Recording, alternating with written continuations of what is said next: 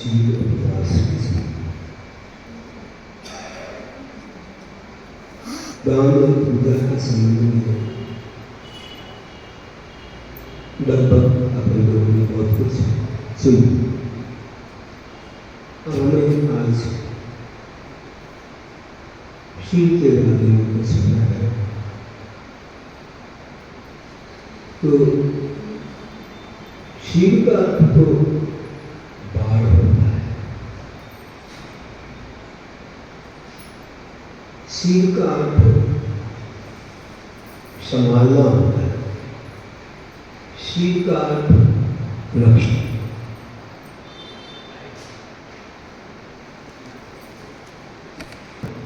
रक्षा। तो जैसे कोई फसल होती है, उसकी रक्षा के लिए बाढ़ होती है। जैसे आप देखते हो खेती की रक्षा के लिए भी बाढ़ होती है, वैसे ही अपने व्रतों की रक्षा के लिए एक व्रतों की बाढ़ होती है। नियम संयम की बाढ़ होती है या निरतिचार की बाढ़ होती है। हमारे यहाँ कोई भी व्रत होते हैं तो उनकी रक्षा के लिए अतिचार बताए जाते हैं। तो उनमें लगने वाले दोष कोई अतिचार है और आप उन अतिचारों से रह जो रहो कि तुम्हारे व्रत पर बाढ़ लग जाए, तुम्हारे व्रत जो है अच्छे से बनेंगे। अगर खेत में बाढ़ ना हो तो कोई पशु पक्षी नष्ट कर देंगे, फसल सुरक्षित नहीं रह पाएगी। इसलिए बाढ़ लगाना आवश्यक है और अपने मूल व्रतों के लिए रक्षित करने के लिए जो उत्तर गुण होते हैं वे बाढ़ के समान हैं। इसे 5 अंगों के लिए तो उत्तर गुण स्वागों की अपेक्षा से अगर पूछा जाए तो सत्य सील है, 4 शिक्षा व्रत है, 3 निवृत्त है। ये सत्य सील जो है ये बाढ़ के समान है। मुनियों के 28 मूल गुणों के साथ जो उत्तर गुण है, 12 तप आदि, पंचाचार है, 10 धर्म आदि, ये सब सील है। कोई भी सील है वैसे तो अगर इनको बढ़ाया जाए तो 18,000 तक सील पहुँच सकते। गुणा करते करते और कई चीजें मिलाते 18,000 सील। इसमें कोई प्रकार का योग ना, कसायों को मिलने से निकाय से पापों को भी, प्रमादों को भी, सब प्रकार की इंसान उनकी भेद बहुत सारे, पर्याप्त बहुत सारे, तो मिलाते मिलाते 18,000 प्रकार के बुलाचार बढ़ने थे। 2-3 प्रकार से 18,000 से मिलते हैं। तो बंधु, सील का मुख्य अर्थ है कि अपनी आत्मा की रक्षा। पहले अपनी आत्मा है, आत्मा की रक्षा का व्रत है, फिर व्रत है, व्रतों की रक्षा के लिए सत्य सील है, फिर 28 गुण की रक्षा के लिए 36 गुण है, और उसमें भी आगे निरति चाहता रूप है, और भी आगे आगे भावनाएं, और भी आगे आगे जो भी नियम संयम में वृद्धि होती है वे सब सीख होते हैं। तो बिना संवेग और वैराग्य के सीख संभव नहीं है। संवेग और वैराग्य से तो 2 भावनाओं का बंधन आता है, जो संवेग वैराग्य उसमें से हम एक सम्यक बैराग जो हमारी रक्षा के लिए होते हैं सिंह के समान है। बैरागों को बढ़ाते रहो, हमेशा अपने तत्वों का चिंतन करो, अपने दीक्षा स्थान को याद रखो। हम लोग रोज एक माला में अपनी दीक्षा के स्थान को याद करें, प्रतिदिन नियम से करें। चंद्रपुर भगवान को याद करते हैं, सोनागिरी में दीक्षा हुई और वो एक भी दिन बाकी नहीं आता कि मैं दीक्षा देते समय हमारे गुरु मेरे पर संस्कार कर रहे उसकी याद न करूँ, एक भी दिन बाकी नहीं। प्रतिदिन एक सामायिक में एक जाप के समय इसको याद करते हैं तो बैराग बढ़ता है और अपने अंदर विशुद्धि बढ़ती है। वो व्रत के दिन को याद करने से, वो दृश्य याद करने से, अपने संकल्पों को याद करने से विशुद्धि होती है। कौन नहीं चाहता है ये सब? आज अगर हमें विदेश क्षेत्र का दर्शन नहीं है, साक्षात केवलियों का, अंगपुर के ज्ञानियों का, विधिधारियों का दर्शन नहीं है तो कौन नहीं चाहता? अगर मुझे कोई कह दे कि आप यहाँ का सब कुछ छोड़ सकते हैं ना, हम आपको विदेश क्षेत्र दे सकते हैं, हम तो कहेंगे हम आहार भी छोड़ देंगे, आप मुझे दे सकते, सब कुछ छोड़ने को तैयार हूँ। मुझे साक्षात तीर्थंकर का दर्शन, मैं सब देखना ही दे दूँ, नहीं करूँगा भोजन, लेकिन मुझे साक्षात कर्म का दर्शन, इससे बढ़ के क्या हो सकता है? शरीर तो अनंत बार मिला है, उससे करना। हमारे कुंद देव को ले गए थे, 7 दिन रहे, उपवास ही किया। वहाँ का तो नौरा गया थे, हमारा राज्य से लोग बोलते हैं। अब वहाँ का शरीर तो 500 मनुष्य का शरीर है, कितनी बड़ी रोटी, कितने बड़े जग और क्या क्या वहाँ का आहार कैसे करेंगे, कितने बड़े लोग इतने छोटे से रहते हैं। राज्य के समय चक्रवर्ती ने उसे उठा दिया, उनके कौन से मिल रहा है राज्य के समय, तो बेलाचारी माना।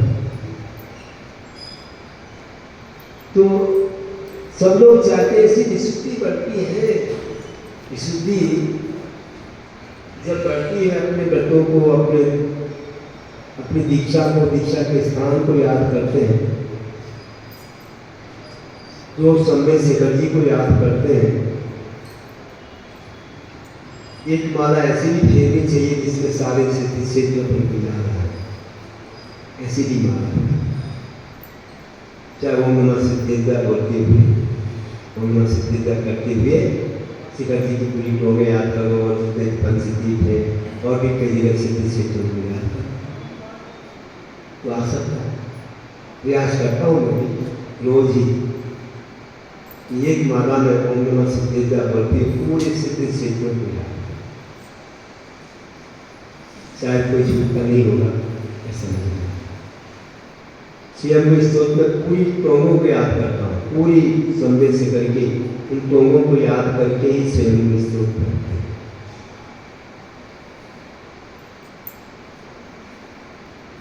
बाकी और तीर्थंकर जहाँ से मोक्ष है उनको याद करते हैं, तो इससे अपनी वंदना हो जाती है, मन एक जगह रमा रहता है, भाव से एक वंदना हो जाती है।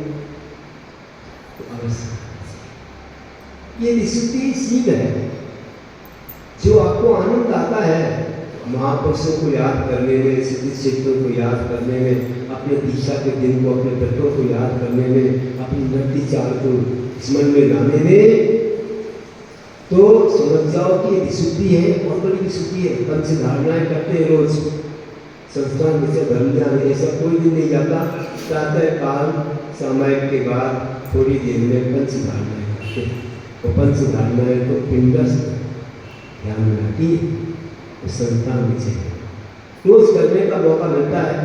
एक सब गुरुओं की कृपा है, शास्त्रों को पढ़ा, ज्ञानार्णव वगैरह कितनी अच्छी है, उसी के आधार से सम्यक ध्यान सफल बनाई है। फिर इसके बाद एक ओम योग की पुस्तक तैयार है। अभी इतना पुण्य यहाँ पर नहीं आया है, जो है सो है, अभी तो चली रहा है, ये भी कम पुण्य नहीं है। ये तो पुस्तक भी तुम्हारे सामने आती और तुम्हारे लिए उसकी साधना भी बताती। तो देखिए, आज हम एक संदेश का उदाहरण, आज हमें वैराग्य का उदाहरण सामने रखते हैं।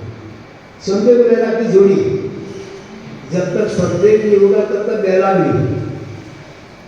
संसार से और पापों से भय नहीं लगेगा तब तक किसी भी व्यक्ति को वैराग्य हो नहीं सकता।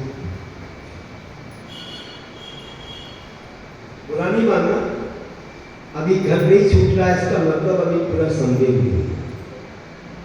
अभी हमको 84 के चक्कर से उतना भय नहीं, अभी उनके पापों से उतना भय नहीं, अभी संसार में कुछ सुख दिख रहा है इसलिए व्यक्ति घर नहीं छोड़, अभी कुछ शरीर की आशा इसलिए दीक्षा नहीं ले रहा, कुछ उसको आशा है, वैश्विक आशा इसलिए वो दीक्षा नहीं ले पा रहा। इसमें कारण है, अगर भयभीत हो जाए तो सारी इच्छाएं समाप्त हो जाए तो कब का पीछे का मंडल साथ में आ जाए और व्यक्ति परिश्रम को सही हो जाए। इतनी बड़ी योजना है, इसलिए संदेह के साथ वैराग्य की जोड़ी है।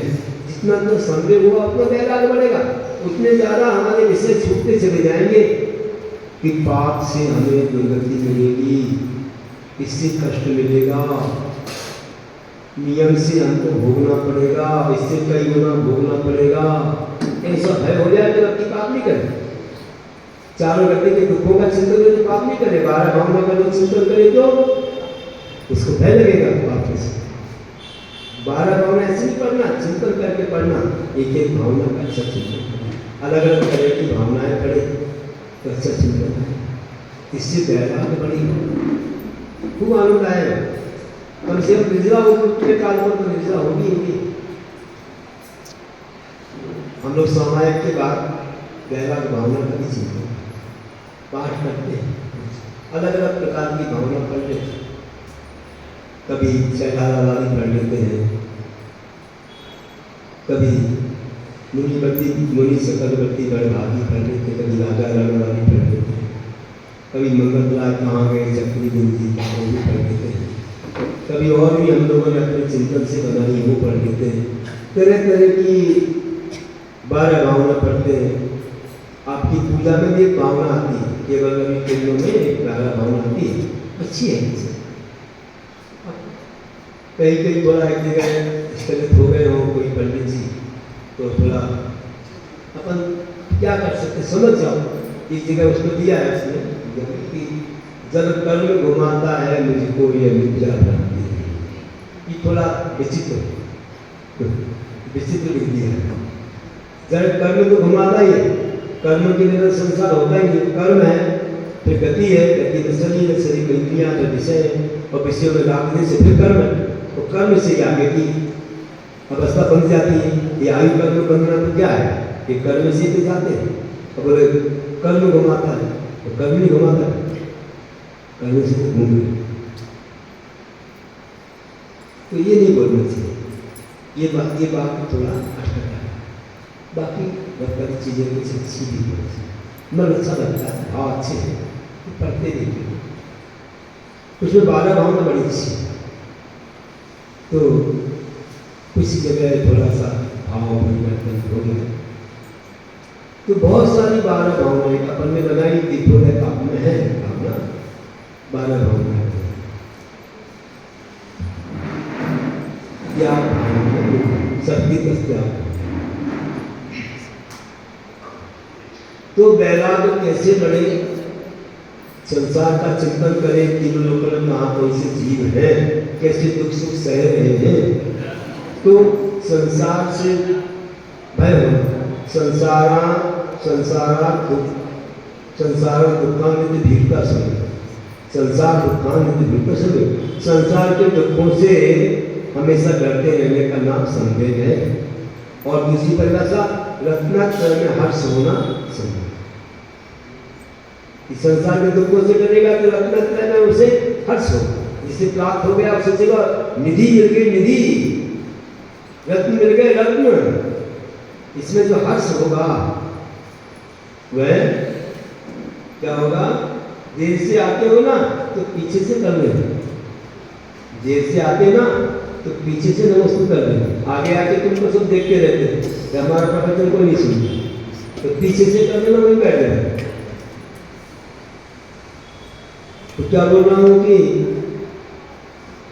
आगे से आगे आना हो तो सबसे पहले आ जाए और बैठ जाए। बोल रहा हूँ कि रत्नाकर में हर्ष, जो रत्नाकर की प्राप्ति करने लोगों तो ये भगवान जन्मों जन्मों का कौन सा पुण्य ले आया जो मुझे रत्नाकर की प्राप्ति हो गई। महान रत्न कोई चोरी नहीं कर सकता, से तो रत्न मुझे मिल गए। ये भगवान इसकी रक्षा करता रहूं, ऐसे मुझे निमित्त मिले, ऐसे वातावरण मिले, ऐसा योग मिले कि सब परिसरों को सहने की शक्ति मुझे आ जाए और मेरे व्रत योग संयम से बढ़ते हैं। कब वो सौभाग्य आएगा? आज पंचम काल में नहीं आ पा रहा है, फिर भी कोशिश करते हैं और वैसे वातावरण को भूलते रहते हैं, अपने जीवन को वैसे बनाते हैं। और लेकिन चौथे काल में जब जन्मेंगे, अंगकूल का ज्ञान होगा, जंगलों में रहेंगे, पुस्तक की आवश्यकता नहीं पड़ेगी। अंगकूल का ज्ञान इतना बड़ा होता है, उन्हें क्या पुस्तक बज्रसुंद नारायण सहने मिलेगा। महीने महीने उपवास करेंगे, 6 महीने उपवास, वर्ष उपवास करेंगे, आनंद लेंगे, जंगल का अकेले रहेंगे, सब परिसर से 4 महीने ठंडी में बाहर बैठे तो भी कुछ नहीं होगा, पेड़ के नीचे बैठे तो भी कुछ नहीं होगा, करीब में सीधा पर बैठेंगे तो भी कुछ नहीं होगा। इतना बड़ा सहन कब मिलेगा वो अवसर? रोज भावना बातें, कब मिलेगा अवसर? मिलेगा। जगन में पुण्य के पंचम काल के जन्मे और अच्छा पुण्य रहेगा चौथे काल में। तो क्या हुआ? अब एक रूपक के बारे में समझेंगे कि देखो रत्नाकर पाने के लिए कितना हर्ष है, कितना उत्साह है, और पापों से कितना भय। एक रूपक है कि एक श्रेष्ठी का एक पुत्र था, बचपन से ही थोड़ा गंभीर और शांत, उसको ज्यादा यहाँ के माहौल में पसंद नहीं आता, उसको कोई रुचि। फिर भी घर में रहता था तो खाना पीना तो करना ही पड़ता है, चलना घूमना खाना पीना, उसमें बच्चे बड़े होते हैं, जवान हो गया, लेकिन गंभीर पुण्य था कोई जन्म का कि योग से जंगल में कोई महान आत्मा आ गए। पहले थोड़े दूर थे, जंगल को पार करके, नदी को पार करके, और वहां पर उनकी गंधकुटी लगी हुई थी, केवली थी, गंधकुटी लगी थी। देख लो सैकड़ों लोग जा रहे हैं, हजारों लोग जा रहे हैं, भगवान की वाणी चल रही है, केवली भगवान है, वाणी चल रही थी। अब इसको भी ललक लग गई, जाने लगा। सेठ का इकलौता पुत्र था, जाते जाते जाते वाणी सुनते सुनते सुनते वैराग का अंकुर पैदा हुआ। वैराग का अंकुर पैदा हुआ। अब तो उसे और ज्यादा ही संसार फीका फीका फीको लगे, घर वाला मुझे तो बड़ो फीको लगे, नीको लगे परिवार मुझे तो बड़ो नीको। यथा यथा समायाति संगतु तत्तु तथा तथा नरोचन्ते विषया समाप्त। जैसे जैसे आत्म तत्व अनुभव में आता है साधु के, वैसे वैसे पंचेंद्रिय के विषय स्वतः प्राप्त विषय अच्छे नहीं लगते। और यथा यथा नरोचन्ते विषया स्वभावी तथा तथा समायाति संगतु तत्तु। और जैसे जैसे तत्व अपने अनुभव में आता है, वैसे वैसे ये स्वतः प्राप्त विषय अच्छे नहीं लगते, रुचिकर नहीं लगते हैं। तो ध्यान रखना। कभी तो विषय नीचे लगते हैं तो धर्म कड़वा लगता है, कभी धर्म नीचा लगता है तो विषय कड़वे लगते हैं, अच्छे नहीं लगते कि जल्दी छूट गए, इससे कब दूर हो जाए। ये भाव अपने बैराग से आता है। उसे ऐसा ही हुआ, सब फीका करने लगा, अब कुछ भी नहीं मांगता। अभी तो कहता था आज मुझे मिठाई खाना है, रसगुल्ला खाना है, पकवान खाना है। माँ पूछती थी बेटा क्या खाना है, तो बता देता था। अब पूछे तो बोलता है ठीक है जो भी है सो ठीक है। फिर क्या कहता है धीरे धीरे, माँ ये सब क्या खाना है, अनादिकाल से खाया है, अब तो सब सात्विक, जिसे आप बोलते सिंपल भोजन, बस वही करना है, उसी में भाव अच्छे रहते हैं। आप क्यों बनाती हो इसे? अरे क्या हो गया बेटी को, क्या हो गया इतनी छोटी उम्र में, अभी तो जवानी प्रारंभ हुई है। फिर अच्छे अच्छे कपड़े भी कभी पहन लेता था, ठीक है जो भी है, अच्छे बड़े से क्या है, कुछ बोला तो था ही नहीं, क्योंकि सेठ का पुत्र था सब अच्छे ही थे। लेकिन कई बार बिल्कुल जो कभी नहीं उपयोग में नए नए पहन लेता था। अब तो नए के प्रति कुछ नहीं है। अच्छा कभी घूमने चला जाता था, अब घूमने नहीं जा रहा है, अब तो बस आता है और तब तो नींद हो जाता है स्वाध्याय में, जाप में।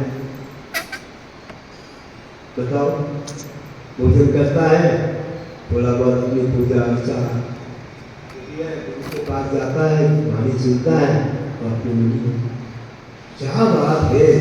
अब तो भाप दिया कि इसको तो कहीं बैराग हो गया है, कि गुरु के पास जाता है, केवली के पास जा रहा है, बैराग हो गया है। बात तो समझ, लेकिन अब पूछे कैसे? माता पिता ने आपस में चर्चा करके एक दिन पास में बिठाया, बोला बेटा आज तुम्हें मन की बात बताना है।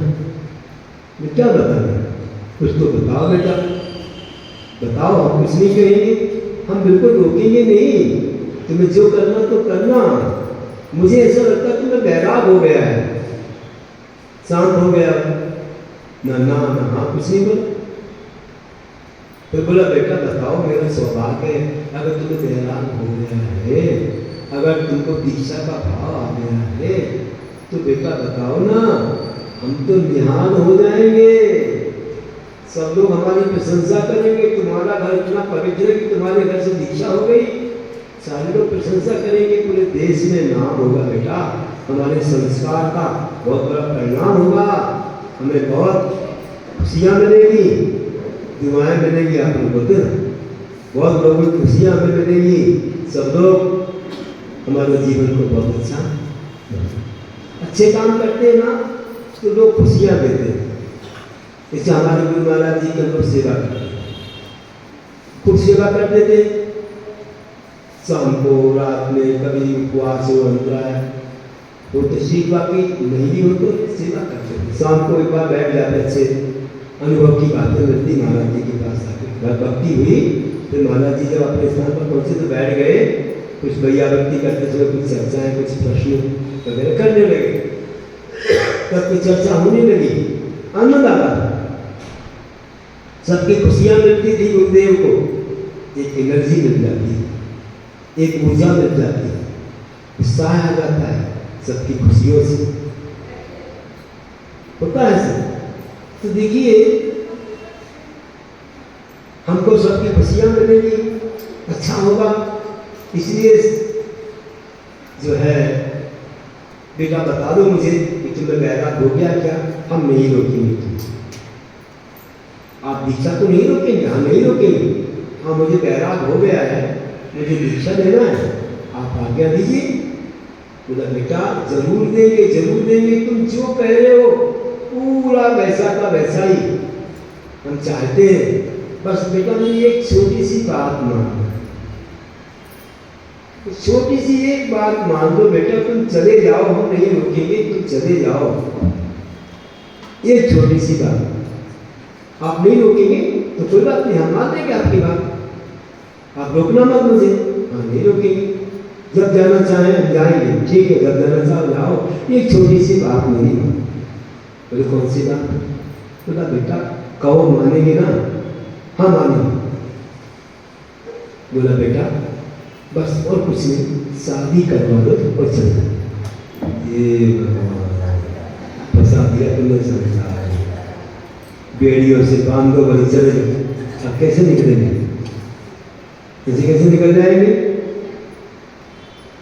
मुश्किल है। आप पढ़ो, कथा लिखी है पुराण वगैरह में, अच्छी कथा है। हुआ है कि बोला ऐसा क्यों कराना चाहते हैं आप, मुझे बंधन में बांध देंगे, मैं चला जाऊंगा, उनका क्या होगा जो बंधन में बंध जाएगी? दुख नहीं होगा क्या? काहे को दुख होगा बेटा? देखो इतना बड़ा महल है, राजा जैसा वैभव है, खजाने भरे पड़े हैं, रोज से मालपाल पकवान हर तरह की व्यवस्थाएं हैं, बहुत सारे हमारे उद्यान हैं, बहुत सारी जगह है, घूमेंगे, गामेंगे, रहेंगे, खाएंगे, पिएंगे, क्या होगा? ऐसा कैसे होगा? हम चले गए तो कैसे मन लगेगा? नहीं बेटा कुछ नहीं होगा, तुम चिंता मत करो, मुझे भी तो कुछ चाहिए, तुम आप इकलौते चले जाओ, घर में कौन रहेगा? बहुएं आ जाएंगे तो कम से कम घर में कोई रहेगा, मन लगा रहेगा। अकेले मन नहीं लगता है। हम लोग जैसे अकेले तो अपनी आत्मा से बातें करते रहते हैं, आत्मा के साथ खेलते रहते हैं, आत्मा के साथ बातें चर्चा करते हैं, आत्मा में ध्यान लगाते हैं, कविताओं से खेलते रहते हैं, हम शब्दों से खेलते रहते हैं, लिखते रहते, पढ़ते रहते हैं, आनंद लेते रहते हैं। हम तो अपने से खेलते रहते हैं, हमारे तो दूसरा कोई नहीं चाहिए। लेकिन लोगों को खेलना आता ही नहीं, दूसरा मिले तो ही होगा ना, दूसरा मिले तो ही होगा, ये क्या था? इतनी बड़ी जो है हमारे गुरु महाराज जी खूब कविता लिखते थे। तो एक बार मैं सुना कविता एक कवि को, विद्वान को, तो बोले महाराज जी जब भी आता हूँ आप नई नई बातें सुनाते, नई नई कविताएं सुनाते, आप शब्दों से खेलते ही रहते हैं। क्या बोले? आप शब्दों से ही खेलते रहते हैं। महाराज जी खूब हंसने लगे, हाँ मेरे पास तो कोई खेलने वाला नहीं होता, शब्दों से खेलता है। ऐसा नहीं, बात सही है। एकत्व की भावना लाके और अपन को और कौन है हमारा? अकेले आए, अकेले जाना है। एक को करेगी कम मंदिर को हिंद दी संसार में, एक को जाया दी नदी तस फलम बंद दे। आचार्य कुल के भाषा में लिखा है कि अकेला जीव आता है, अकेला ही जाता है, अकेला ही कर्म करता है, अकेले कर्म से कोई गति में जाता है, वो अपने कर्मों का फल अकेला ही भोगता है, कोई किसी को बांटने। चलिए तो क्या हुआ कि जिसका मन अकेले में लग गया, जिसने निर्वाणी से प्रीति कर ली, जिसने आगम को जान लिया, सिद्धांत को जान लिया, कर्म सिद्धांत को पहचान लिया, वो व्यक्ति कभी परेशान नहीं हुआ, कभी हैरान नहीं हुआ। जंगल में रहे, कहीं भी रहे, किसी देश में रहे, प्रदेश में रहे, धर्म को रक्षति रक्षता, धर्म है तो धर्म की रक्षा करने वाले की नियम से धर्म रक्षा करता है।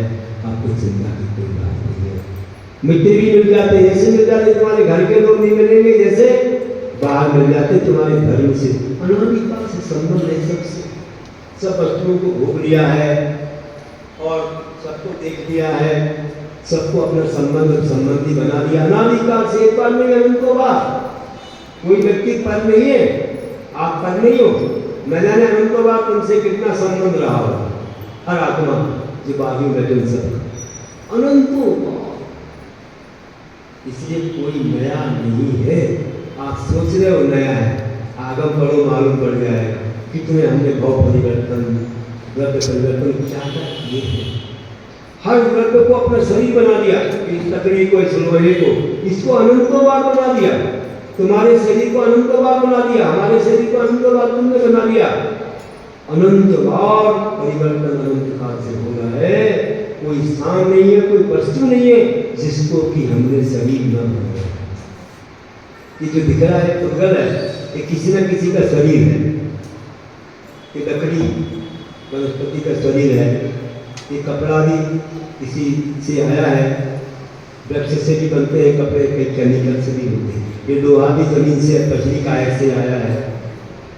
ये प्लास्टिक भी रबर पेड़ से भी निकलती है, और कई जो केमिकल्स निकलते हैं उनसे भी निकलती है। ये पत्थर सीमेंट भी पृथ्वी से आया है, रत्न भी उससे बने। कौन सी ऐसी वस्तु दिख रही है जो पंच स्थावर का शरीर ना, उनके से पंचभूत से संसार बना। पंचभूत, पंचभूत में 5 कठिन जगह अपनी बाइबल से ये पंचभूत का संसार हमने अनादिकाल से अपना शरीर बना, फिर भी लोग नहीं समझ पाते।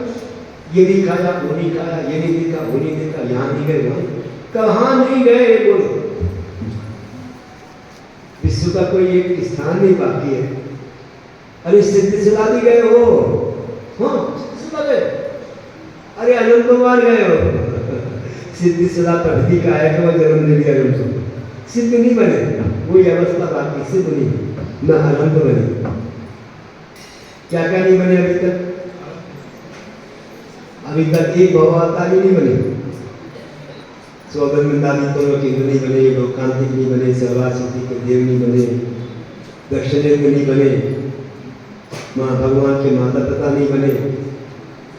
क्या अभी तक कोई समझो रिद्धिधारी मुनि नहीं बने, ऐसा लगता है। अभी तक द्वादशांग के ज्ञानी नहीं बने। सोचो, ये अगर बन गए होते तो कब के चले गए होते। अब बनना है, अब बनना। अभी तक मनोत्तर ज्ञानी नहीं बने, अभी तक परमावधि सभापति ज्ञान भी नहीं हुआ, देशापति हुआ छूट गया, कई बार हुआ, देवों में हुआ, नारदी में।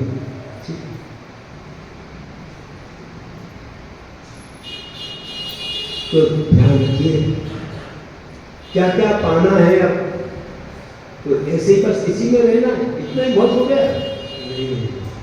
ये तो कुछ भी नहीं और नया भी नहीं। तो बोल रहे हैं कि शादी करवा लो, बोले शादी किसको कराना, हम तो बात शादी तो हो गई है और हमें सुख हो जाएगा। अरे हो जाएगा, तुम्हें सुख हो जाएगा, लेकिन मेरा जीवन तो पाप में हो जाएगा। अरे कुछ नहीं, शादी के बाद आप तो चले जाओ। दुखी हो गया तो कोई दुखी हो जाएगा तो क्या होगा, हमें लग जाएगा पाप, तुम्हें नहीं लगेगा, चलो जाओ। बहुत मनाया, आखिर तो स्वीकार कर लिया कि जो भी है तुम्हें करना से करो, चलो बात मान लेते हैं, लेकिन हम एक दिन भी नहीं रुकेंगे। बस ठीक है, मंजूर तो कर लिया। अब बोला अब तो देखते हैं शादी के बाद कौन जाता है, मालूम पड़ जाएगा। तो भैया पहले तो शादियां होती थी तो 32 सुकुमार की 32 बहुत सारी होती। अब उसकी भी क्योंकि सेठ का पुत्र है, अच्छा गुणवान है, सुन रहे कि नहीं, सुन लो ध्यान से, अच्छा गुणवान है और रूपवान है। गुणवान में रूपवान अपने आप आ ही जाता है, बहुत सारी सपनाएं हैं। बहुत लोग चाहते हैं हम अपनी कन्या दे राजा महाराजा सेठ वगैरह, और ये सब करेंगे तो ये 50 आ जाएगी।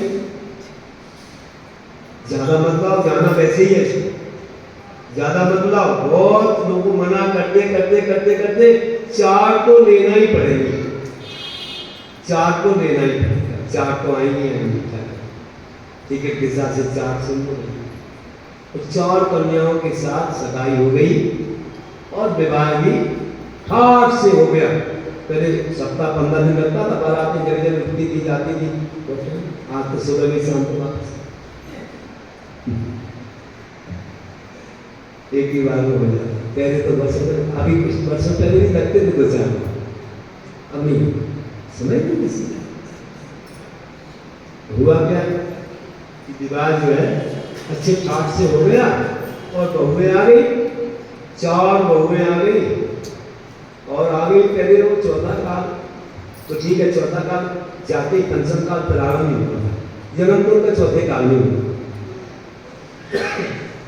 और बहुएं आ गई, महल में लाइट की शक्ति नहीं थी पहले, ये इलेक्ट्रिक नहीं थी, बिजली नहीं थी पहले, तो रत्नों का प्रकाश है, चंद्रकांत मणि, सूर्यकांत मणि, रात में प्रकाश, दिन में प्रकाश, ठंडी में गर्म प्रकाश, गर्मी में ठंडा प्रकाश, एक से एक मणियां, अच्छी रंग वाली मणियां। आज की मणियों में तो कुछ प्रकाश आता ही नहीं, प्रकाश में चमकती है, बाकी नहीं चमकता, अंधेरे में चमकती है। रत्न वाले बैठे से पूछना, अंधेरे में चमक पता नहीं चमकती। हमारे यहाँ एक कोहिनूर नाम का हीरा था, कोहिनूर, रात में प्रकाश हो गया बताते हैं, लेकिन चला गया अंग्रेजों के, इंग्लैंड चला गया कई लोग। तो ये सी मनिया तो खत्म हो गई, सब घूमने गया तो सब लोग खो जाती, सब सभी के जमीन में कहाँ गई, चौथे काल में सब। तो ये सी मनिया रख देते थे, तो या खजाने खोल दिए, तिजोरियां खोल दी, तो पूरा प्रकाश ही प्रकाश रहता। और विशेष दिन जब कोई बड़ा प्रोग्राम हो, घर में कोई विशेष अवसर हो, तो पूरे खजाने खुल जाते, तो प्रकाश ही प्रकाश होता। आजकल क्या होता बताओ, आजकल घर में कोई प्रोग्राम होना हो तो तिजोरियां बंद करके खोल दो, अच्छे से बंद करो भैया, ताला हिला हिला के देख लो भैया, बहुत लोग अलग हो। और पहले जमाने में सब खोल देते थे, कोई कुछ नहीं छूता था, सबके पास सब रहता है। और ये हुआ कि वहाँ ऐसा प्रकाश फैल रहा था, और जंगल में कौन रहते भैया, एक तो मुनिराज रहते थे, पापों से डरते, एक वे रहते जो मनुष्य से डरते, शेर चीता आदि, एक वे रहते जो सिपाहियों पुलिस से डरते। तो वे लोग सोचते भैया, अरे शेर जी के घर में शादी हो गई और सब रिश्तेदार आए होंगे, खजाने खुले होंगे, अच्छा काम होगा, माला माल हो जाएंगे, चलो। और शादी में सब थक जाते जो सो गए होंगे, अपन काम। तो एक नहीं 500 चोरों का सरदार और 500 लोग घोड़े पर सवार होके, बंदूक और तलवार ये सब लेकर के, काले काले कपड़े घट आ गए और पूरे महल को घेर, पूरे महल को घेर लिया। अब सब सो रहे थे, तो अगर जो जग भी रहा था वो भी सो गया, बोले सो जाओ, 500 में छुट्टी हो जाएगी। दिखा तो जगह में सो ही गए, बोले सो जाओ, नाटक करो, हम कुछ नहीं कर सकते। तो अब ये हुआ कि बस चोरों के सरदार ने ऊपर चढ़ के देखा, नहीं बहुत प्रकाश दिख रहा है ऊपर, जनों से प्रकाश आ रहा है, खजाने खुले रहता है। ऊपर चढ़ के देखा, अरे कौन बैठा है, जिसकी शादी भी हुई बैठा है, राजकुमार जैसा है तो सेठ का पति, और 4 बैठी है सामने, सब रथ रखी, नई बहुएं आई है, रात के 12 बजे बैठी हाथ जोड़ के कि स्वामी कुछ कहें, हमें कुछ बताएं कि आपके क्या नियम वगैरह हैं, हम पालन करें, हमारे क्या, हम भी उनको बता दें। तो बोल ही नहीं रहे, देख ही नहीं रहे, जाप जप रहे बस, सुबह का भोला से उन्हें नहीं मालूम कि क्या करने वाला है, जो तो जानने की बात करेंगे, कुछ सुख को पूछना है, कुछ तो कुछ है नहीं, सुखी सुख पूछना है, तो पूछ ही नहीं पा रहे, क्या करें। तो 12 बजे और वो आगे दूसरा करने लगे, इतने में तो आवाज आते हुए बोल दिया, कौन है बाहर, मैं हूँ विद्युत चोर। विद्युत चोर प्रभाव भी बोलते कोई कोई, अरे बहुत प्रसिद्ध है, अब क्या करूं, उन्होंने कहा इसको बुला देता हूँ, थोड़ी धर्म की बात करूंगा। तो बहुत बड़ी जगह थी, ऐसा बहुत बड़ा स्थान था, बुला लिया, आ जाओ अंदर। तो अंदर चला गया, वो 500 के 500 आ गए, पूरे बंदूक चार को उनके प्राण को सुगंध हो गए। क्या करूं मैं, किस घर में आगे जाती देखते हैं और 500 चोर और आ गए, आगे सब खड़े हो गए और पूछा क्यों आए तुम लोग, बड़ा ऐसे ही पूछते क्यों आए, चोरी करने आए, क्या चाहिए तुमको, बेवक चाहिए, इतनी रात में आए हो, चोरी करने आए थे, बेवक चाहिए तुमको, कितना चाहिए, अरे जितना मेरे उतना चाहिए, चलो कोई बात नहीं ले लो, इशारा रखा है, सब खजाने बोले ले लो, कितना चाहिए ले लो। ये भगवान क्या हो गया, जो चाहिए सब ले लो, फिर जाकर ले अपना काम करो, कह दिया जो करना तो करो। अब चोर सोचने लगे भैया ये क्या हो गया, कुछ समझ में नहीं आ रहा। सारे खजाने के लिए जितना चाहिए दूसरों कोई बोलता नहीं है, इनका क्या होगा, हम सुनते जाएंगे। अब इसने तो अपना बोलना बंद किया और जाते रहे।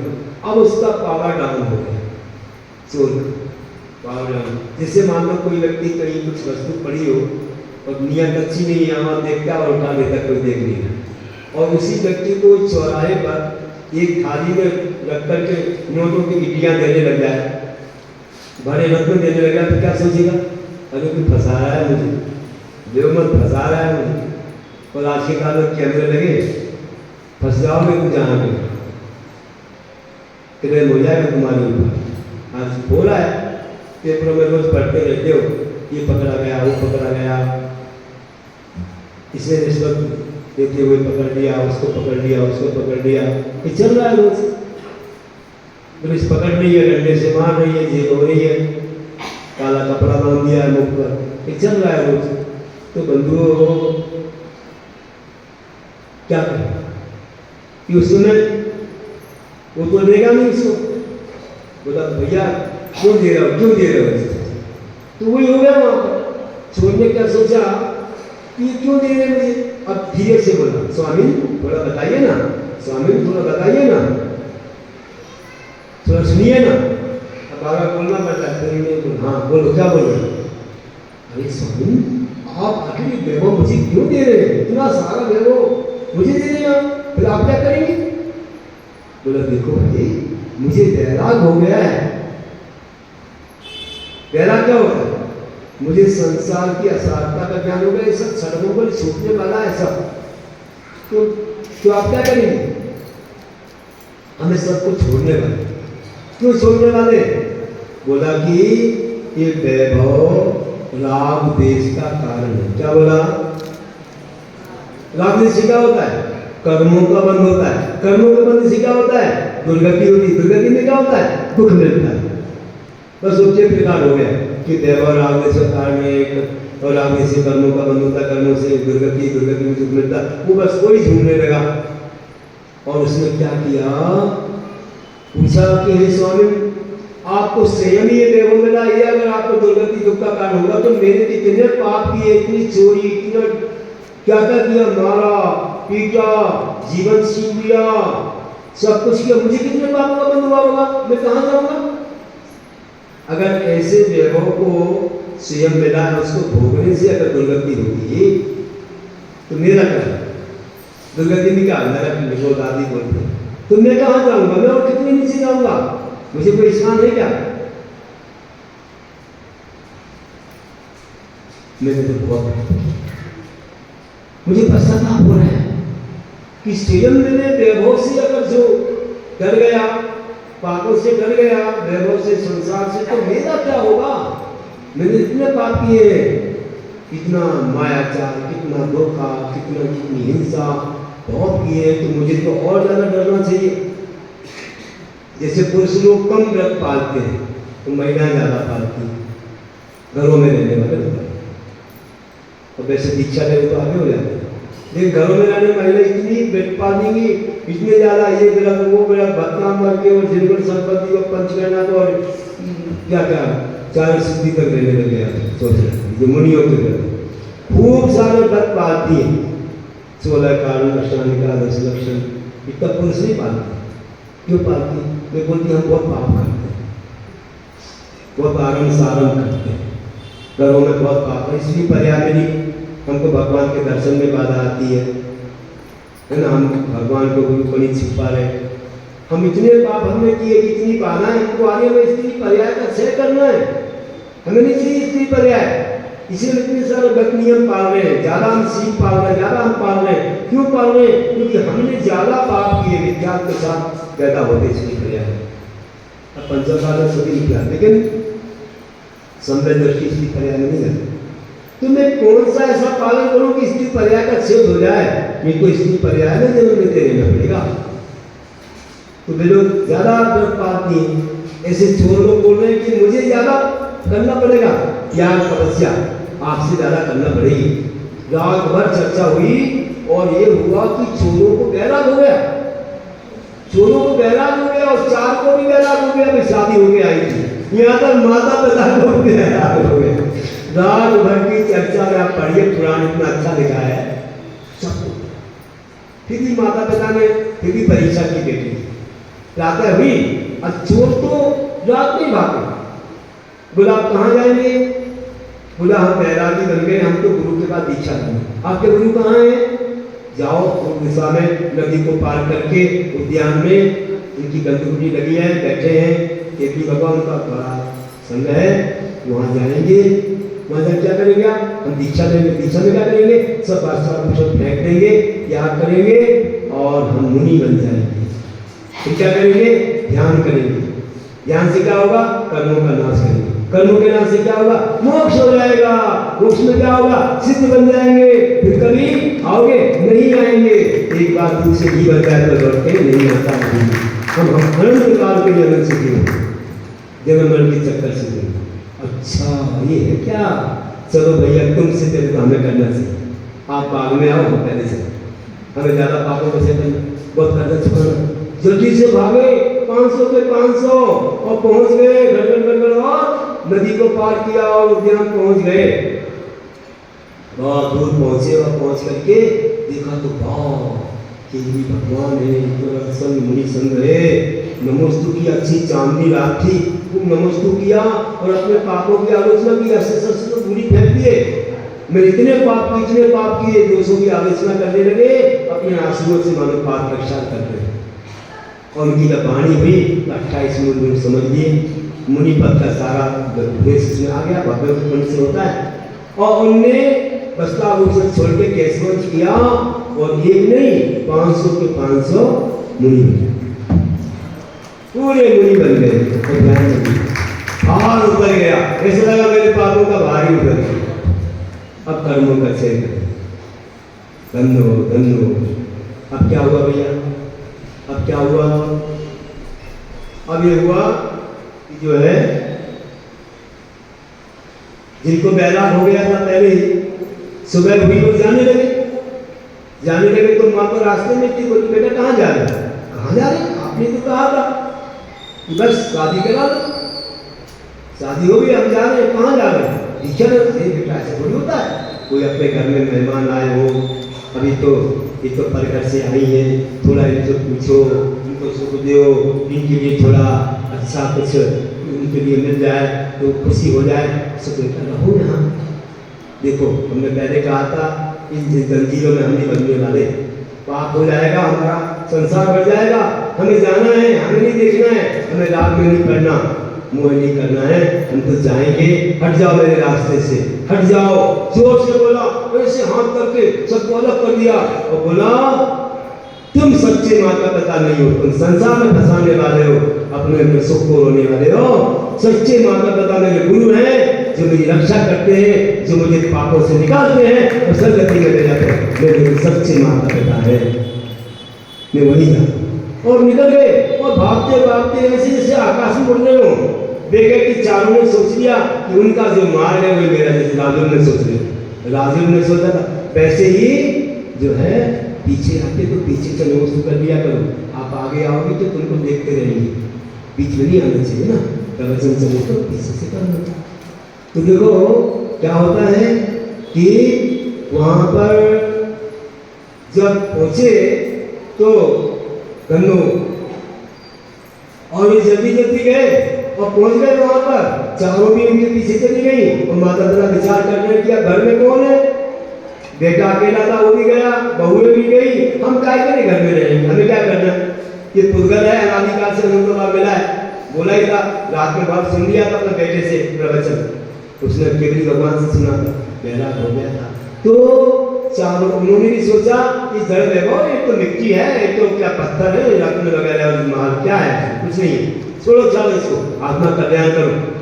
निकल गए, बेबी चली गए पीछे और वहां पहुंचे और जाके नमस्ते किया। देखा तो बड़ा समय कौन सा है, सबको नमस्ते कर रहे थे और दिख गया उनको, अरे ये तो रात में मेरे पास आए थे, ये मुनि बन के बैठे, उनको भी नमस्ते कर रहे हैं। धन्य हो, बताने वाला तो पीछे हो गया और सुनने वाला आगे हो गया।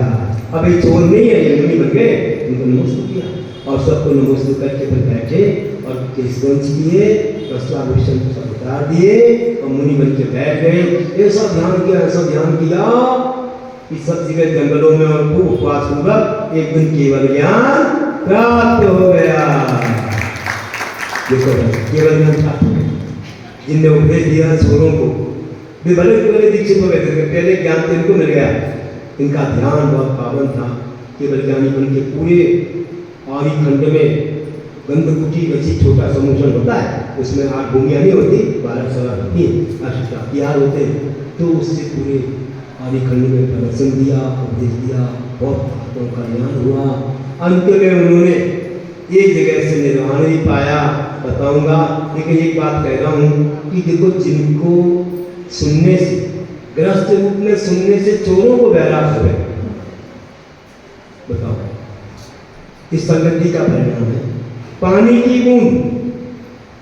बूंद है, गिरती है, अगर सर्प के मुख में जाए तो क्या बन जाती है? विष बन जाती है। वही पानी की बूंद अगर नीम के वृक्ष पर गिरे तो कड़वी हो जाती है। वही पानी की बूंद अगर समुद्र में गिरे तो खारी हो जाती है। वही पानी की बूंद अगर गन्ने के वृक्ष पर गिरे तो मीठी हो जाती है। और वही पानी की बूंद अगर स्वाति नक्षत्र में सीप पर गिरे तो मोती हो जाती है। पानी की बूंद तो वही है, संगति का परिणाम है। कैसी संगति पाई कि चोरों को बैराग हो गया। किनको हो गया? आप लोग कौन हो बताओ? अच्छे श्रावक हो, अच्छे जैन हो, सब पालते हो, और ये कपड़े पहनने वाले को सुन के चोरों को बैराग हो गया, तो मुनि राजों को सुन के इनको बैराग नहीं हो रहा है। समझ में नहीं आ रहा है क्या हो गया है। अरे पंचम काल तो उस समय भी था और आज भी है। पंचम काल की बात है, जन्म तो उनका 14 काल में हुआ। तो पानी की बूंद तो वही है भैया, संगति का प्रभाव हो जाए। अरे पारस मणि को छूने से लोहा भी सोना छुए तो ना, और पोटली में बंधा रहे, तुम लगाते रहो तो बन जाएगा। तो थोड़ा तुम पास में आके देखो, थोड़ा त्याग करके देखो तो सोना बन जाओगे। दूर दूर रहते हो इसलिए हो जाता है। चलिए तो धन्य ऐसे थे महान आत्मा जिन्होंने केवल ज्ञान पाके इतनी प्रभावना की, और चोरों को बैराग हुआ, बहुओं को हुआ, और माता पिता को भी हो गया। धन्य उनका नाम था जम्बू स्वामी। जम्बू स्वामी, और मोक्ष हुआ मथुरा 84।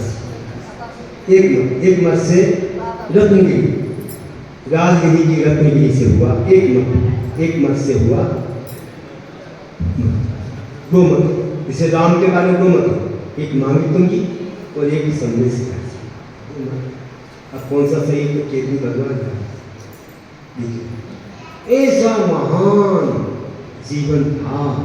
हम लोग भी ऐसे सोचे, सब मिलने के बाद भी उन्होंने ऐसा छोड़ दिया। 4 बहुए, मुख भी नहीं देखा। क्या जीवन धन्य। ऐसा जीवन कब मिलेगा सबको कि किसी जीवन में आप भी ऐसे बन के मोक्ष जाए, ऐसी भावना है। गुरु महाराज जी ने अच्छी पंक्तियां लिखी हैं कि मिलने के बाद ये दिस इज शीत आयोजन, ये विष है, नीचे जा रहे हैं। विषयों को विषदक गजू बनकर विषयाती, विषय बना ऋषिष को गाँव उसका। न भूत की स्मृति अनागत की अपेक्षा, न भूत की स्मृति अनागत की अपेक्षा, भोगोपभोग मिलने कर भी उपेक्षा। ज्ञानी जिन्हें विषय तो विषय दिखते हैं, ज्ञानी जिन्हें विषय तो विषय दिखते हैं, बैराग पाठ उनसे हम सीखते हैं, बैराग पाठ उनसे हम सीखते हैं। बोलिए महावीर जवानी के नाम पे मुझे लो पालो।